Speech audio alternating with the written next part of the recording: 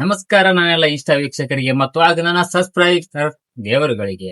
ವಿಷಯ ಏನಪ್ಪಾ ಅಂದ್ರ 30-40 ಸೈಜ್ ಅಲ್ಲಿ ಯಾರಲ್ಲೂ ಮನೆ ಕಟ್ಸ್ತಾ ಇದ್ದೀರಾ, ಕಡಿಮೆ ಖರ್ಚಿನಲ್ಲಿ ಮನೆ ಕಟ್ಸ್ಬೇಕು ಅನ್ಕೊಂಡಿದ್ರ ದಯವಿಟ್ಟು ಈ ವಿಡಿಯೋನ ಕೊನೆವರೆಗೆ ನೋಡ್ರಿ. ಯಾರೆಲ್ಲ ಯಾವ ರೀತಿಯಾಗಿ ಕಡಿಮೆ ಖರ್ಚಿನಲ್ಲಿ ಮನೆನ ಕಟ್ಸ್ಬೋದು ಅನ್ನೋದನ್ನ ಸೀರಿಯಸ್ ಆಗಿ ಹೇಳ್ತಾ ಹೋಗ್ತೀನಿ. ನಾನು ನಿಮ್ಮ ಯುಕೆ welcome back to my YouTube channel ಸ್ನೇಹಿತರೆ.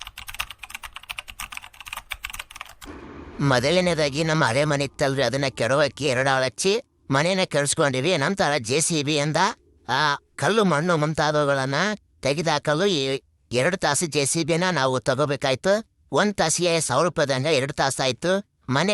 ಮನೆ ಕೆಡಿದ್ರಿಂದ ಬಂದಿರುವ ಇಟ್ಟಂಗಿ ಮುಂತಾದ ಮಣ್ಣು ಕಲ್ಲನ್ನ ಬೇರ್ಪಡಿಸಲು JCB ಇಂದ ಮಣ್ಣು ತೆಗೆದಾಕಿವಿ. ನಂತರ ನಮ್ಮ ಮನೆ ಕಟ್ಟಲು ಆ ಅಡಿಪಾಯಕ್ಕೆ ಅಥವಾ ಬುನಾದಿಗೆ ಈ ಕಲ್ಲನ್ನು ನಾವು ಯೂಸ್ ಮಾಡಿದ್ವಿ. ನೋಡ್ತಾ ಇರ್ಬೋದು, ಇದು 90 ರೂಪಾಯಿಗೊಂದು ಕಲ್ಲು. ಸುಮಾರು 250 ಕಲ್ಲಿಗೆ 27,000 ಆಯ್ತು. ಈ ಒಂದು ಕಲ್ಲನ್ನು ಕಟ್ಟೋದ್ರಿಂದ ನಿಮ್ಮ ಮನೆಯ ಅಡಿಪಾಯ ಗಟ್ಟಿಮುಟ್ಟಾಗಿರುತ್ತೆ, ಮತ್ತೆ ನೀವು ಕಾಲಮ್ ಹಾಕ್ದೇನೆ ಮನೆಯನ್ನ ಕಟ್ಸ್ಕೋಬಹುದು. ಯಾಕಂದ್ರೆ ಇದು ಗಟ್ಟಿಮುಟ್ಟಾಗಿರುತ್ತೆ, ಮತ್ತೆ ಒಂದು ಬಾಳಿಕೆನೂ ಬರುತ್ತೆ. ನಂತರ ನಿಮ್ಮ ಮನೆಗೆ ಭೂಮಿ ಪೂಜೆನ ಮಾಡಿ, ಯಾಕಂದ್ರೆ ಎಲ್ಲ ಕಾರ್ಯಗಳು ನಿರ್ವಿಘ್ನವಾಗಿ ನಡೆಯಿರುತ್ತೆ.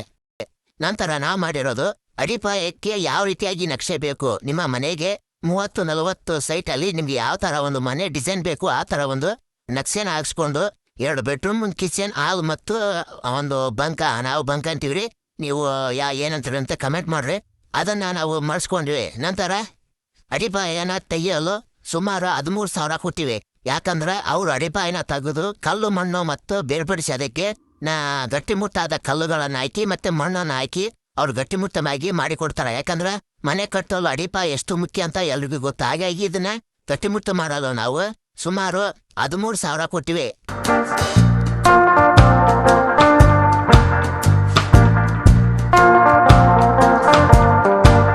ಅಡಿಪಾಯ ರೆಡಿ ಆದ್ಮೇಲೆ ಮೊದಲಾದಾಗಿ ಮಾಡಬೇಕಾಗಿರೋದೇನಪ್ಪ ಅಂದ್ರೆ ನೀವು ಕಾಂಕ್ರೀಟ್ ಹಾಕ್ಬೇಕಾಗುತ್ತೆ. ಯಾಕಂದ್ರೆ ಅಡಿಪಾಯ ರೆಡಿ ಆದ್ಮೇಲೆ ಕಾಂಕ್ರೀಟ್ ಹಾಕೋದ್ರಿಂದ ನೀವು ಆಮೇಲೆ ಬೇಸ್ಮೆಂಟ್ ಕಟ್ಟಲು ಸುಲಭವಾಗತ್ತಾ. ಈ ಬೇಸ್ಮೆಂಟ್ ಅಡಿಪಾಯಕ್ಕೆ ನಾವು ದಬ್ಜಲಿ ಮತ್ತು ಮರಳು ಮತ್ತು ಸಿಮೆಂಟ್ನ ಕಲಿಸ್ಬಿಟ್ಟು ಒಂದು ಕಾಂಕ್ರೀಟ್ನ ಹಾಕೊಂಡ್ವಿ.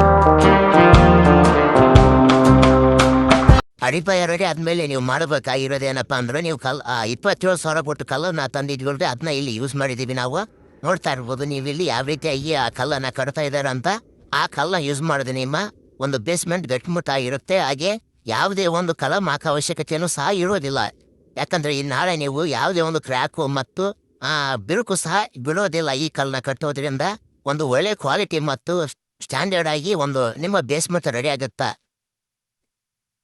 250 ಕಲ್ಲು ಯೂಸ್ ಮಾಡಿದ ಮೇಲೆ ನಮ್ಮ ಬೇಸ್ಮೆಂಟು ಈ ರೀತಿ ಸೇಫ್ಟಿಗೆ ಬಂತು. ನೋಡ್ತಾ ಇದ್ರೆ ಯಾವ ರೀತಿಯಾಗಿ ಸಮತಟ್ಟಾಗಿ ಮತ್ತು ಒಂದು ಗಟ್ಟಿಮುಟ್ಟಾಗಿ ಒಂದು ಬೇಸ್ಮೆಂಟ್ ರೆಡಿ ಆಯ್ತಂತ ನೀವು ನೋಡ್ತಾ ಇದ್ದೀರಾ.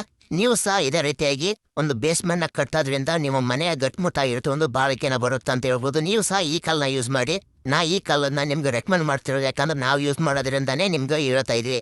ನಂತರ ಈ ಒಂದು ಬೇಸ್ಮೆಂಟಿಗೆ ಕಾಂಕ್ರೀಟ್ ಹಾಕ್ಬೇಕಾಗುತ್ತೆ. ಅದಕ್ಕೋಸ್ಕರ ನಾವು ಲಿಂಕ್ಸೂರಿಗೆ ರಾಡು ಮತ್ತು ಸಿಮೆಂಟ್ನ ತರಕ್ಕೆ ಬಂದಿವೆ. ನೋಡ್ತಾ ಇರ್ಬೋದು, ಈ ರಾಡು 8M ಮತ್ತು 4M ರಾಡ್ ಯೂಸ್ ಮಾಡಿದೀವಿ. ಯಾಕಂದ್ರೆ ಒಂದು ಕ್ವಾಲಿಟಿ ಆಗಿರುತ್ತೆ ಮತ್ತು ಒಂದು ಗುಣಮಟ್ಟದ ಒಂದು ರಾಡನ್ನ ಯೂಸ್ ಮಾಡಬೇಕಾಗತ್ತೆ ನೀವು. ಇದಕ್ಕೆ ಸುಮಾರು ಎಷ್ಟು ಖರ್ಚಾಯ್ತಪ್ಪ ಅಂದ್ರೆ 17,000 ರಾಡಿಗೆ ಆಯ್ತು. 50 ಚೀಲ ಸಿಮೆಂಟಿಗೆ 15,500 ಸಿಮೆಂಟಿಗೆ ಖರ್ಚಾಯ್ತು. ನೀವು ನೋಡ್ತಾ ಇರ್ಬೋದು, ಸಿಮೆಂಟ್ನ ACCನ ಯಾಕೆ ಯೂಸ್ ಮಾಡ್ಬೇಕಂತಂದ್ರೆ ಗುಣಮಟ್ಟದ ಒಂದು ಕ್ವಾಲಿಟಿ ಆಗಿರುತ್ತಾ. ನೋಡ್ತಾ ಇರ್ಬೋದು, ನಾವು ಇವಾಗ ಮನೆಗೆ ತಗೊಂಡು ಹೋಗ್ತಾ ಇದೀವಿ. ನಂತರ ನೀವು ಮಾಡ್ಬೇಕೇನಾಗಿ ನಿಮ್ಮ ಬೇಸ್ಮೆಂಟಿಗೆ ಒಂದು ಕಲ್ಲು ಮತ್ತು ಮಣ್ಣು ಮಿಶ್ರಿತವಾಗಿರೋ ಮಣ್ಣನ್ನ ನೀವು ಯೂಸ್ ಮಾಡಬೇಕಾಗತ್ತ. ಬೇಸ್ಮೆಂಟಿಗೆ ಒಳಗಡೆ ಮಣ್ಣನ್ನು ಹಾಕೋದ್ರಿಂದ ನಾಳೆ ಯಾವುದೇ ಒಂದು ಇಲಿ ಹೆಗ್ಗಣ ಕಾಟಗಳು ಸಹ ಇರೋದಿಲ್ಲ. ನೀವು ಸಹ ಇದೇ ತರ ಒಂದು ಕಲ್ಲು ಮಣ್ಣನ್ನ ಯೂಸ್ ಮಾಡಿರೋ ಒಂದು ಮಣ್ಣನ್ನ ಯೂಸ್ ಮಾಡಿ. ಇದಕ್ಕೆ ಎಷ್ಟು ಖರ್ಚಾಯ್ತಪ್ಪ ಅಂತಂದ್ರೆ 13,000 ಖರ್ಚಾಯ್ತು. 4 ಟ್ಯಾಕ್ಟ್ರಿ ಮತ್ತು ಒಂದು JCB ಯೂಸ್ ಮಾಡಿಬಿಟ್ಟು ನಾವು ಮಣ್ಣನ್ನು ಒರೆಸ್ಕೊಂಡ್ವಿ. ನಂತರ ನೀವು ಸಹ ಇದೇ ತರ ಒಂದು ಕಡಿಮೆ ಖರ್ಚಿನಲ್ಲಿ ನಿಮ್ಮೂರಲ್ಲಿರುವ ಟ್ರ್ಯಾಕ್ಟರ್ ಮತ್ತು JCBನ ಯೂಸ್ ಮಾಡೋದು ಒಳ್ಳೆಯದು.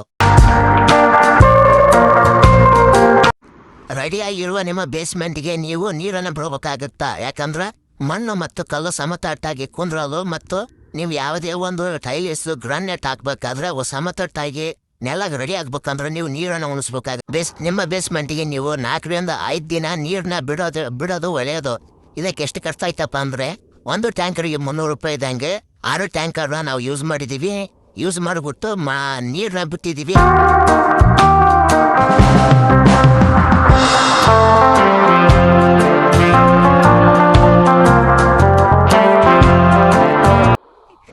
ಮಾಡ್ಕೊಂಡಿರುವ ನಿಮ್ಮ ಬೇಸ್ಮೆಂಟಿಗೆ ಮೊದಲನೇದಾಗಿ ನೀವು ಕಾಂಕ್ರೀಟ್ನ ಯೂಸ್ ಮಾಡಬೇಕು. ಯಾಕಂದ್ರೆ ನೀವು ಮನೆ ಕಟ್ಟಬೇಕು. ನಾಳೆ ನೀವು ಯಾವುದೇ ಒಂದು ಏಳಿ ಅಥವಾ ಚಿಪ್ಸ್ ಬ್ಲಾಕ್ ಅಥವಾ ಇಟ್ಟಂಗಿ ಕಟ್ಟಬೇಕಾದ್ರೆ ಒಂದು ಗಟ್ಟಿಮುಟ್ಟಾಗಿರೋದು ಒಂದು ನೀವು ಕಾಂಕ್ರೀಟ್ನ ಯೂಸ್ ಮಾಡಬೇಕು. ನಾವಿಲ್ಲಿ ಕಾಂಕ್ರೀಟ್ನ ಯೂಸ್ ಮಾಡ್ತಾ ಇದ್ವಿ. ನೋಡ್ತಾ ಇರ್ಬೋದು ಯಾವ ರೀತಿಯಾಗಿ ನಮ್ಮ ಮೇಸ್ತ್ರಿ ಅವರು ಆಲ್ರೆಡಿ ಒಂದು ರಾಡ್ನ ಕಟ್ಟಿದ್ದಾರೆ. ಇವಾಗ ನಾವು ಏನು ಮಾಡ್ತೀವಪ್ಪ ಅಂದರೆ ಕಾಂಕ್ರೀಟ್ನ ಹಾಕ್ತೀವಿ. ಈ ಕಾಂಕ್ರೀಟಿಗೆ ನಾವು ಒಂದು ಟ್ರ್ಯಾಕ್ಟರ್ ಮರಳು, 1 ಟ್ರ್ಯಾಕ್ಟರ್ ಜಲ್ಲಿ ಹಾಗೂ 27,000 ರಾಡ್ನ ಯೂಸ್ ಮಾಡಿದ್ದೀವಿ. ಹಾಗೆ 30,000 ಸಿಮೆಂಟ್ನ ಯೂಸ್ ಮಾಡಿದ್ದೀವಿ. ನೀವು ನೋಡ್ತಾ ಇರ್ಬೋದು ನಾವು ಯಾವ ರೀತಿಯಾಗಿ ಕಾಂಕ್ರೀಟ್ನ ಹಾಕಿದ್ದೀವಿ ಅಂತ. ನೀವು ಸಹ ಇದೇ ಥರ ಕಾಂಕ್ರೀಟ್ನ ಹಾಕೋಬೇಕು. ಈ ಒಂದು ಬೇಸ್ಮೆಂಟ್ ಮತ್ತು ಅಡಿಪಾಯಕ್ಕೆ ಎಷ್ಟು ಖರ್ಚಾಯ್ತು ಅಂದರೆ ಜಸ್ಟ್ 1 ಲಕ್ಷ ರೂಪಾಯಿ ಖರ್ಚಾಗಿದೆ. ಜಸ್ಟ್ 1 ಲಕ್ಷದಲ್ಲಿ ನಾವು ಈ ಬೇಸ್ಮೆಂಟ್ನ ರೆಡಿ ಮಾಡ್ಕೊಂಡಿದ್ವಿ. ನೀವು ಇದೇ ಥರ ಒಂದು ಬೇಸ್ಮೆಂಟ್ ನೀವು ಸಹ ಕಟ್ಸ್ಬೋದು. ಈ ವಿಡಿಯೋ ಇಷ್ಟೇ ಸ್ನೇಹಿತರೆ. ನಾನು ನೀಡಿರೋ ಮಾಹಿತಿ ನಿಮ್ಗೆ ಇಷ್ಟ ಆಗಿದ್ದಲ್ಲಿ ಒಂದು ಸಬ್ಸ್ಕ್ರೈಬ್ ಮಾಡ್ಕೊಳ್ರಿ, ಹಾಗೆ ಒಂದು ಲೈಕ್ನ ಮಾಡಿರಿ. ಹಾಗೆ ನಿಮ್ಮ ಮನೆ ಕಟ್ಸ್ಬೇಕನ್ನಾಗಿರೋ ನಿಮ್ಮ ಫ್ರೆಂಡ್ಸ್ ಆ್ಯಂಡ್ ಫ್ಯಾಮಿಲಿ ಈ ವಿಡಿಯೋನ ಶೇರ್ ಮಾಡೋ ಮುಖಾಂತರ ಸಪೋರ್ಟ್ನ ಮಾಡಿರಿ ಫ್ರೆಂಡ್ಸ್. ಯಾರೆಲ್ಲ ಇನ್ನು ಲೈಕ್ ಮಾಡಿಲ್ಲ ನೀವಿನ್ನು ಲೈಕ್ ಮಾಡ್ರಿ. ಹಾಗೆ ಪಟ ಪಟ ಪಟ ಪಟ ಅಂತ ಸಬ್ಸ್ಕ್ರೈಬ್ ಮಾಡ್ಕೊಳ್ರಿ. ಹಂಗ ಮಗ್ಳರ ಬೆಳ್ಬಟ್ನ ಟನ್ ಟನ್ ಟನ್ ಅಂತ ಒತ್ತಿಬಿಡ್ರಿ. ನಮಸ್ಕಾರ ಸ್ನೇಹಿತರೆ. ಈ ವಿಡಿಯೋ ನೋಡಿರೋ ಎಲ್ರಿಗೂ ಧನ್ಯವಾದಗಳು. ಜೈ ಶ್ರೀರಾಮ್.